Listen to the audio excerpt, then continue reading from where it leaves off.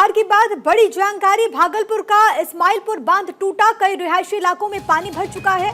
स्थिति पर नियंत्रण के लिए प्रशासन पूरी तरीके से अलर्ट है। तो इस वक्त की बड़ी जानकारी आपको ये बताते चले कि वहां पर इस वक्त मुनादी कराई जा रही है। खासतौर पर वो इलाके में जो आसपास गांव हैं जिनमें बाढ़ का खतरा मंडराने लगा है, वहां पर विशेष तौर पर चौकसी बरतने की बात कही जा रही है। इस्माइलपुर बांध टूटने से एक बड़े नुकसान की आशंका भी जाहिर की जा रही है। स्थिति पर कंट्रोल के लिए इस वक्त प्रशासन अलर्ट है। आप इन तस्वीरों में देख सकते हैं, लोगों को आवाजाही में काफी ज्यादा दिक्कतें हो रही हैं क्योंकि लगातार जो पानी है वो यहाँ पर भरता जा रहा है। कई गांव जलमग्न हो चुके हैं, कई ऐसे वहां पर बस्तियां हैं जहां पर बड़ी संख्या में जो लोग रहते हैं वो इस वक्त परेशान हैं।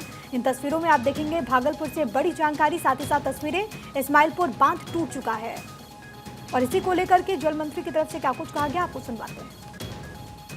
ये स्थिति जो उत्पन्न हुई है, असल में जो गंगा का बढ़ा हुआ जल स्तर अचानक से जो नीचे गिरा है, तो कभी कभी ऐसा ट्रेंड देखा जाता है कि ये अंदर ही अंदर, जिसको अंडरमाइनिंग कहते हैं, ऊपर से पता नहीं चलता है, नीचे से ही ये खंगालना या खखोड़ के निकालना जैसे कहते हैं कि बांध या स्पर के ऊपर से नहीं दिखता है, अंदर से ही कटाव हो जाता है और फिर अचानक से एक बड़ा चंक नीचे धस जाता है। तो वहाँ पे सारे लोग मुस्तैद हैं और हम समझते हैं कि अगल बगल के जो हम लोगों को सूचना है उस हिसाब से जो दो पंचायत हैं, एक सैदपुर का है और दूसरा बुद्धूचक का है, इन दोनों पंचायतों में जो खास के नीचे का इलाका है उसमें पानी जाने की संभावना है और जो आने वाले समय में पता चलेगा कि कितना पानी भर जाता है।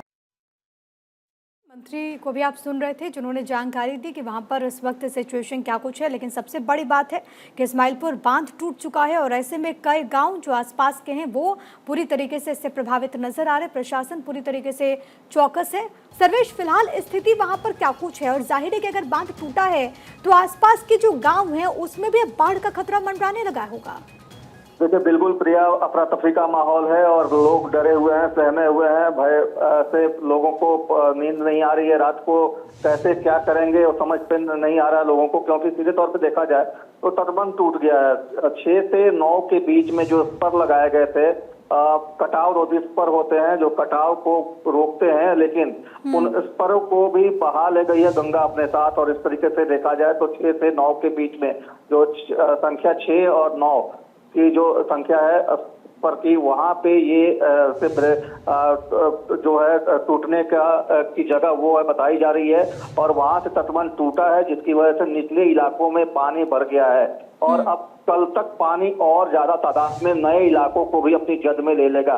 तो एक तरह से कहा जाए तो भागलपुर पे बाढ़ का खतरा मंडरा रहा है और भागलपुर के अलावा आसपास के और इलाकों में भी बाढ़ का पानी भर सकता है। लेकिन सर्वेश, जरा ये बताइए, क्योंकि अक्सर अगर बांध वहां पर है किसी भी जगह पर तो उसके मेंटेनेंस का काम होता होगा, उसकी स्थिति क्या कुछ है ये चेक किया जाता होगा। अचानक से कैसे बांध एकदम से टूट गया?